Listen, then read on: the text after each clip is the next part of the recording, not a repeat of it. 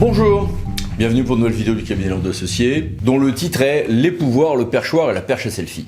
Parce que c'est un jeu à trois. C'est un jeu à trois parce qu'on a trois pouvoirs, législatif, exécutif, juridictionnel, séparation des pouvoirs. Bonjour Montesquieu. À trois aussi parce qu'on a une sorte de triple unité, comme dans certaines pièces de théâtre. Unité de cadre, celui du pouvoir, des pouvoirs. Motivation des acteurs, un syndrome de perche à selfie, puisque on fait des actions qui n'ont d'autre signification que de se mettre en scène, puisqu'on lance des contentieux à répétition dont on sait qu'ils vont échouer, juste pour en parler et critiquer les juges. Et une unité de prétexte, celui du perchoir. Perchoir parce que il s'agit de l'élection en juillet 2024 de Madame Braun-Pivet à la présidence de l'Assemblée nationale, avec une majorité à laquelle on ne s'attendait pas forcément. Mais ni les uns ni les autres n'avaient toujours pas forcément bâti de majorité non plus. Cette élection a été attaquée devant le Conseil constitutionnel et devant le Conseil d'État.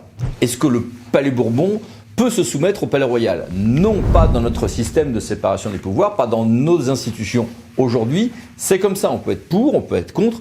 C'est comme ça. Donc le Conseil constitutionnel a dit non, aucun texte ne me rend compétent pour connaître d'un tel contentieux. Décision du 31 juillet 2024, 12 septembre 2024. Certains ont même attaqué sans être ni éligibles ni électeurs, ce qui pour des juristes est assez fortiche. Idem pour le Conseil d'État qui s'est déclaré incompétent au sens juridique de l'expression. Il n'y a pas de texte qui me dit que c'est moi et je n'ai pas compétence dans ce domaine-là. En plus, il est un peu plus éloigné d'une idée d'architecte ou de juge de l'équipe des pouvoirs, institutionnel et constitutionnel, pour en connaître. Conseil d'État, 18 octobre 2024, président du groupe parlementaire RN à l'Assemblée nationale. Était-ce prévisible en droit? Oui, parce que si on regarde les textes, c'est la résultante normale des textes de nos institutions, et qu'il s'agit de jurisprudence constante. Pour l'élection des présidents dans les chambres, pour l'élection des vice-présidents également, on a des décisions antérieures du Conseil constitutionnel, du Conseil d'État et même de 2TA. En ce sens, je les affiche à l'écran, n'hésitez pas à mettre sur pause. Il n'y a pas de texte en ce sens, et c'est une question de séparation des pouvoirs dans la fonction qui fait que nos juges nationaux, qu'ils soient administratifs ou constitutionnels, ne connaissent pas non plus, par exemple, des affaires disciplinaires internes à la vie des assemblées ou autres. Jurisprudence, là aussi, constante. Voici des références à l'écran de 2011, 2023, 2024. Certes, le juge administratif, parfois, va s'intéresser au fonctionnement des assemblées quand leur fonctionnement n'est plus au cœur de la vie parlementaire, mais c'est celle d'une administration normale. Pour l'occupation du domaine public, des affaires ont concerné les tennis du Sénat, pour certains achats publics ou des questions de fonction publique. Alors vous allez me dire, oui, mais c'est requérant, ils ont fait ça pour pouvoir aller ensuite devant la Cour européenne des droits de l'homme. Non, quand vous regardez les décisions de la Cour européenne des droits de l'homme, voir une affaire ici de 2016 que j'ai mise à l'écran, ça ne conduit pas à l'optimisme quant à la possibilité ensuite de faire censurer la France par la CEDH sur ces recours-là. Non.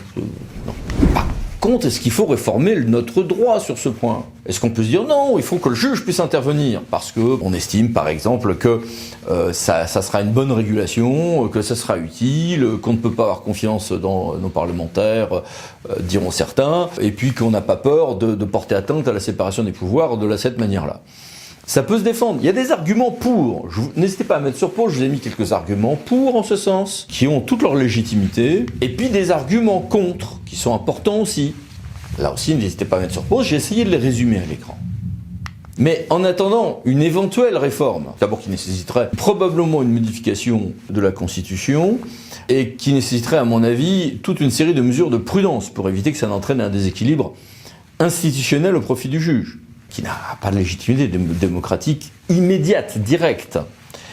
Est-ce que tant qu'à faire, on fait quand même des recours juste pour faire le buzz? Qu'on fasse des associations pour demander une modification institutionnelle sur ce point, des colloques ou que sais-je encore, qu'on mobilise le peuple là-dessus, pourquoi pas, à supposer que ça le mobilise.